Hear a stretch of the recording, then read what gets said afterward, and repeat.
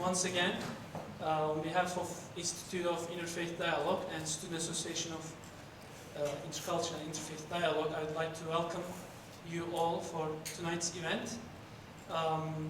Tonight's topic is going to be Ramadan and fasting. I'll have a short presentation about Islam and later Ramadan, and then we will continue with the food in the end. So, 6 pillars of faith. What is a Muslim? What we believe in? We have 6 pillars. One, and most importantly, the oneness of God, the existence and unity of God. Second one, the angels. Third, the revealed books of God. Fourth one, the messengers of God. Fifth, the day of judgment, resurrection and afterlife. And lastly, the divine destiny, including the human free will. We have to believe in all 6 of them because they are all interrelated. Let's say if someone says, I don't believe in the angels, then you can't become a Muslim because we believe the revelation came through the angels. So we have 2 options. Either the messengers are not telling us the truth, they are making up stuff, or it's a revelation from God. So angels is one of the crucial ones, and the books and the other messengers, because we all believe it's the same message throughout the history that was brought by different messengers of God. And we call the God Allah, it's an Arabic name. A verse from the Quran, the holy book of us, say He is God, the one and only, God, the eternal, absolute. He begets not, nor is He begotten, and there is none like unto Him. So that's our God understanding. And the monotheism, very important. And we also, in our religion, anthropomorphism and depiction is also forbidden for God. The angels are spiritual beings. They do not require food, drink, or sleep. They are obedient to God by nature, not like us who have free will.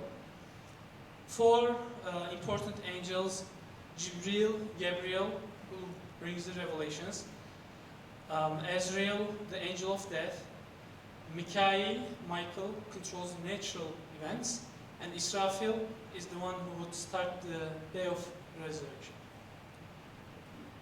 And the books, the message brought by Abraham, Moses, David, and Jesus.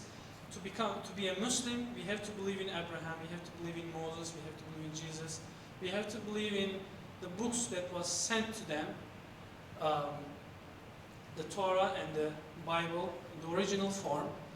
And our book, Quran, which came to Prophet Muhammad, peace be upon him, in 23 years. It was memorized and written in the time of the Prophet. It has 114 chapters, about 600 pages. It's a theme-based book. It came throughout the years, but when it was combined, it was a whole book.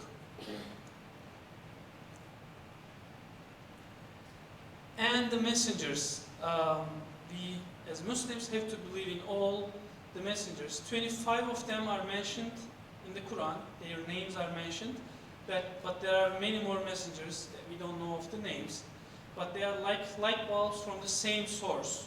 They have different colors. They came to different group of people in the history. But they are all from the same source. So if you don't believe in one of the prophets, let's say Jesus, Moses, Abraham, Jacob, or any of them, you can't become a Muslim because we believe they all brought the same message. So another verse from the Quran, it says, we believe in God, the revelation given to us, and to Abraham, Ishmael, Isaac, Jacob, and the tribes, and that which was given to Moses and Jesus, and that which was given to all prophets from their Lord. We make no discrimination between one and another of them, and we bow to God. So, no discrimination between any of the messengers of God. Peace be upon them. And those were the 6 pillars of faith. Once you become a Muslim, then we have obligatory 5 pillars of Islam that we are supposed to practice. One is the testimony of faith, which says God is one and Muhammad, peace be upon him, is a messenger.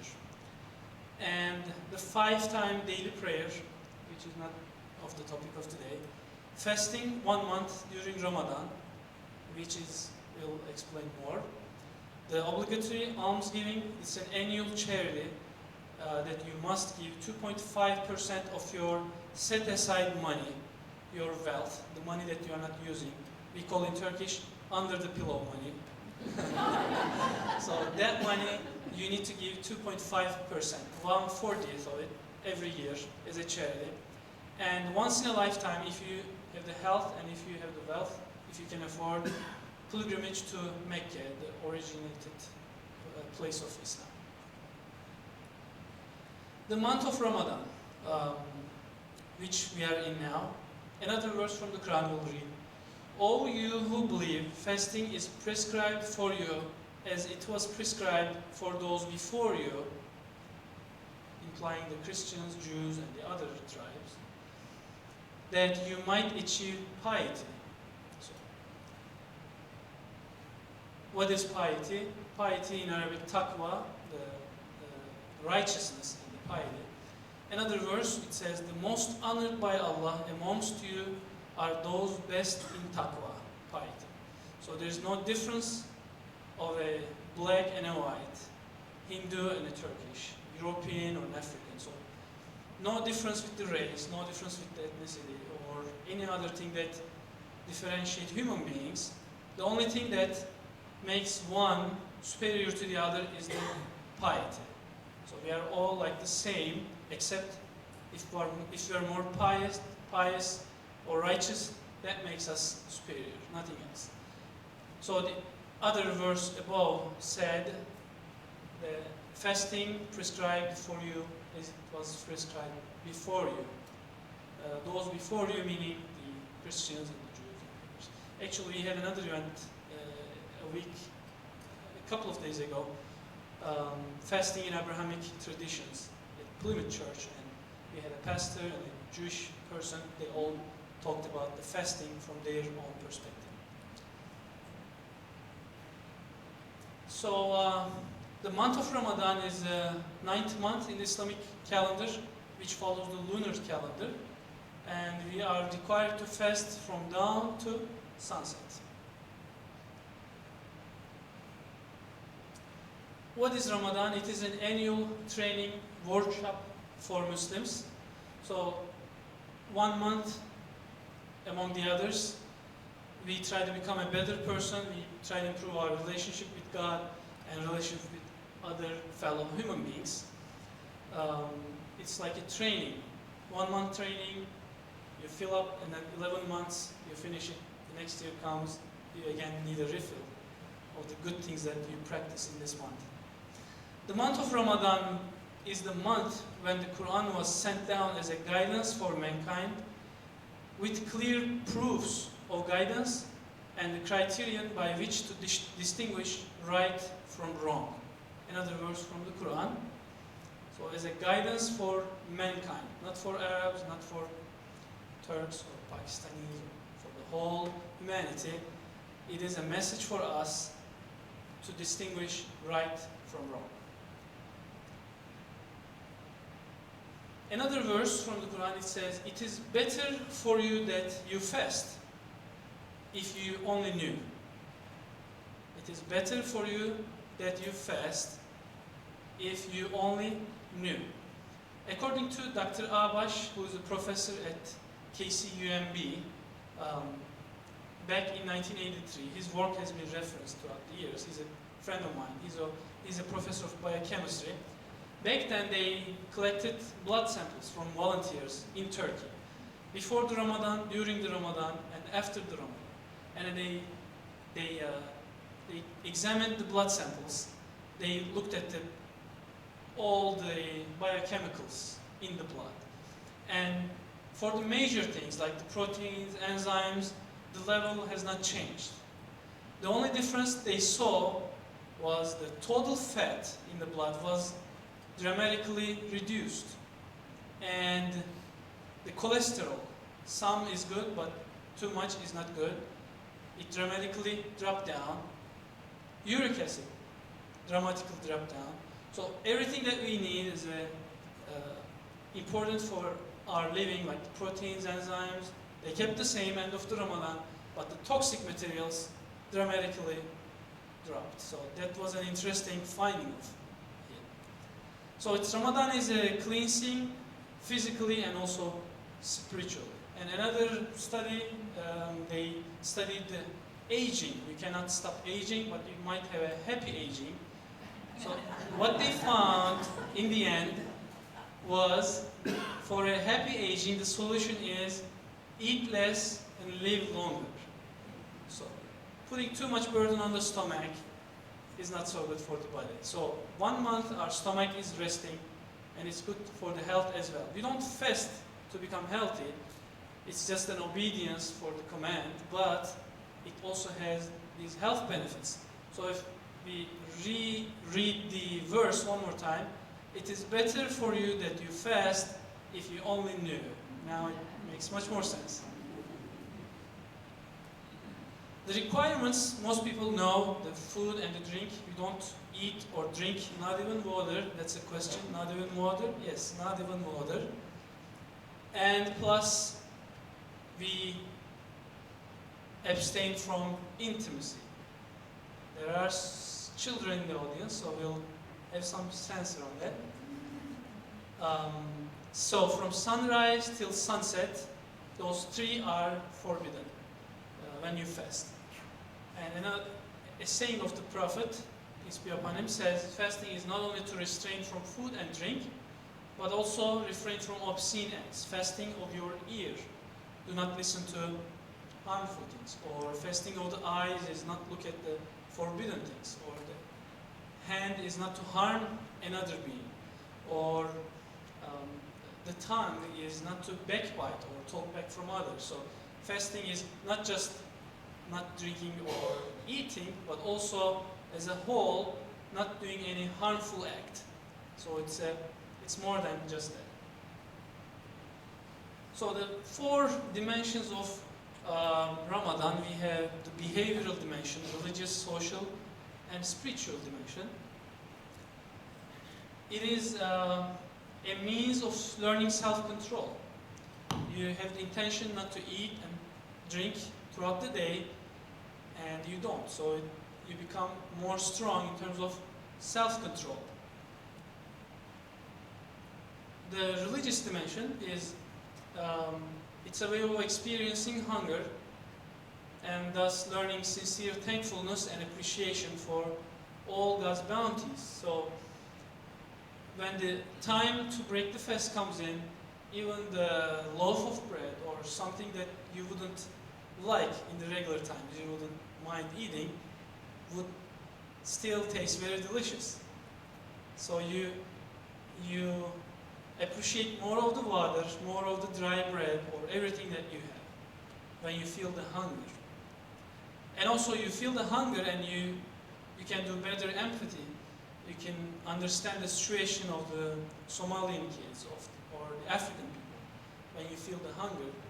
Otherwise, with a full stomach, full belly, it's hard to understand what it means to be hungry or thirsty, not being able to eat or drink. There are lots of social dimension of Ramadan as well. It's a tradition. I'll have some pictures from Ramadan in Turkey, end of the presentation, some of the tradition. But briefly, it's a time for empathy for the less fortunate and become more generous. In this month, people tend to be more generous, more kind than other times of the year when they're fasting. And usually it's a very strong tradition to break the fast together with others, sharing the food and the table with others. It's an act of obedience spiritually. When you fast because it is an obligation for us. So it's a worship. When you fast, you just remember God throughout the day, because it's really easy to cheat when you're fasting. If you just go into the kitchen and drink some water, no one would see it. Or if you eat something. So it is something that you purely do for the presence of God. So it's not like other prayers or worship that someone sees you doing, or some other intention might involve with the other worship, like you might be showing off or for display. But for this one, this is purely for God, because it's really easy to cheat without no one seeing you. So the God says, every good deed has a reward in the hereafter, but the fasting, I will reward it myself. There is no particular reward for fasting. So fasting is very important because it's an obedience, it's an act of obedience for God.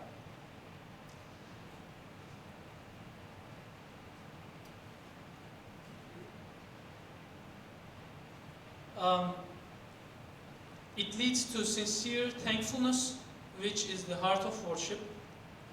It is also empowers our spiritual side over our physical tendencies. Human beings have maybe two desires. One, eating and drinking, and the second, the intimacy we can count.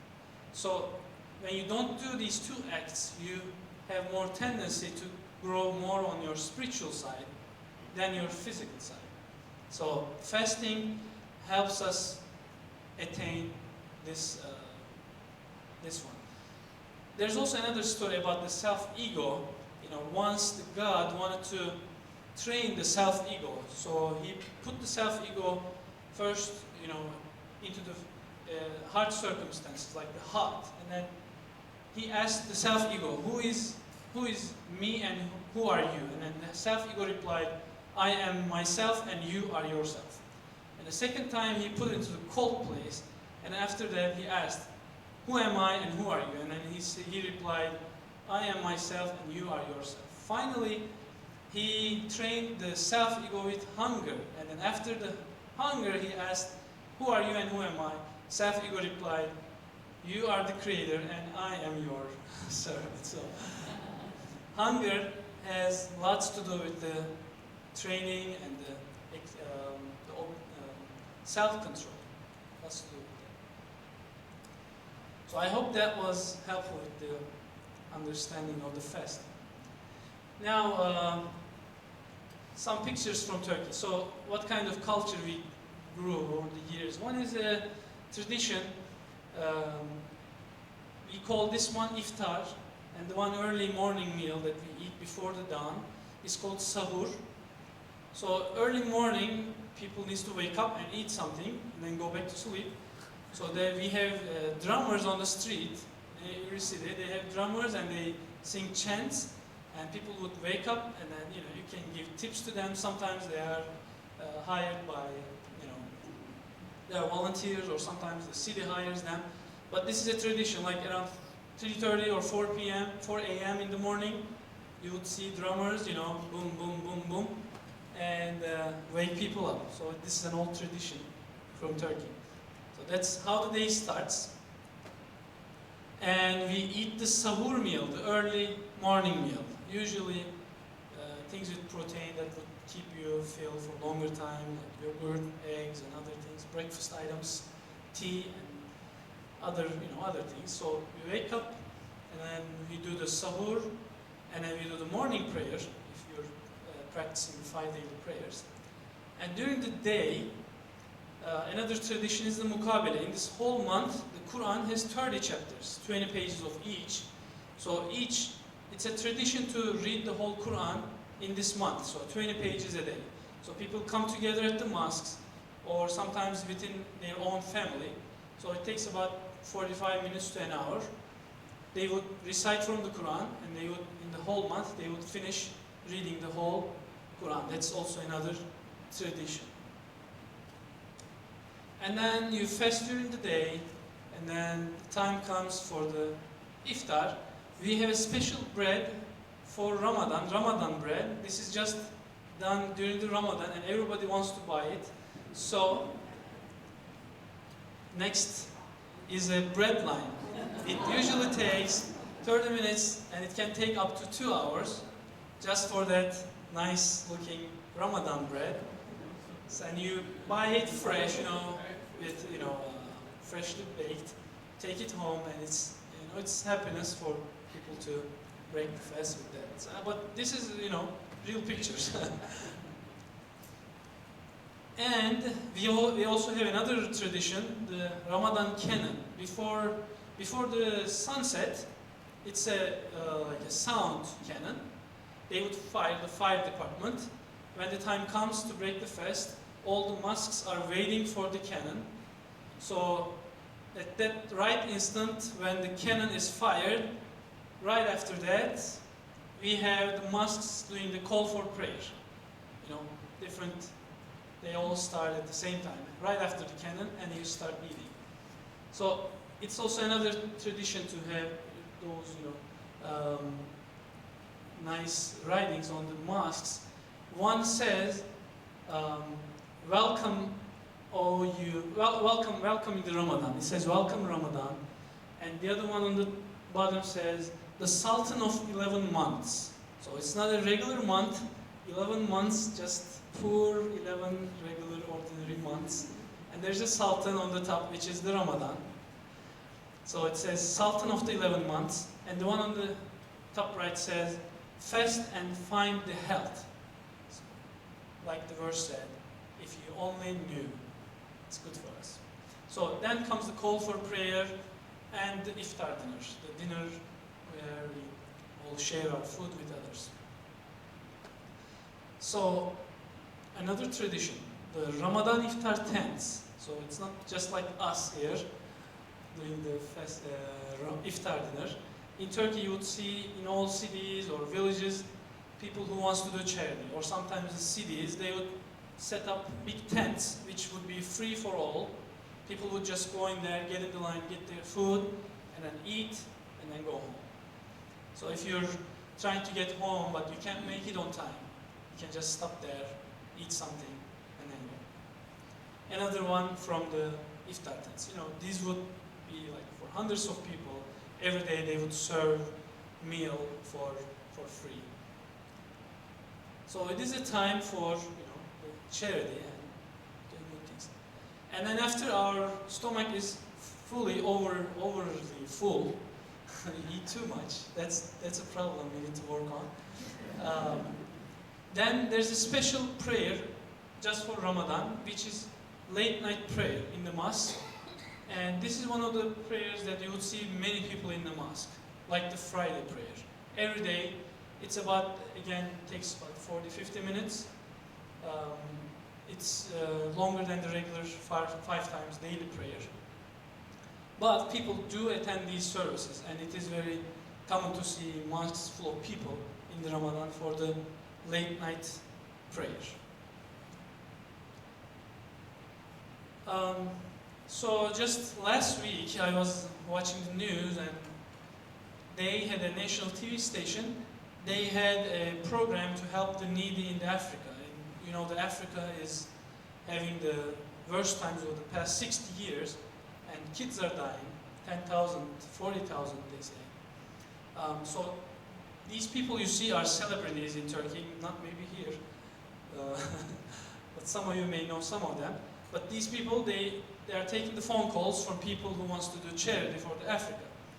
And since I believe in Ramadan, they probably had more of a return for that. In one night, they collected about $20 million for the with the TV show. People are more responsive to helping others in this month. About 700,000 text messages were sent to help the African kids. So to sum up, Ramadan is a time of intensive worship and devotion to God. You know, you have the recitation of the Quran and the extra prayers in the night, and then waking early up in the morning for early morning sahur meal, and also during the day not eating, drinking, and remembering of God. So it's a time for intensive worship. It's an intensive training for us. It's of reading the Quran and reflecting on its teachings. It's of comprehensive thanksgiving, giving to charity, practicing self-control and kindness, and to become a better person spiritually, and also improve relationship others with the dinners and hosting them and going to other houses. Like even in US, we have the same tradition. It's been maybe 1 or 2 days that I was just by myself with my wife eating the dinner at home. I was either invited to somewhere or I hosted someone else at the house. So every night I have something going on. Tonight we're here, so it's another will count for that. But that was the end of my presentation. Thank you very much again for coming and listening. We'll just go ahead and get the food, and it's about the time. Once we get the food, it will be time ready for breaking the fast as well. So please feel free to get the food and start the meal. And hope to see you for our future programs. Thank you again for coming.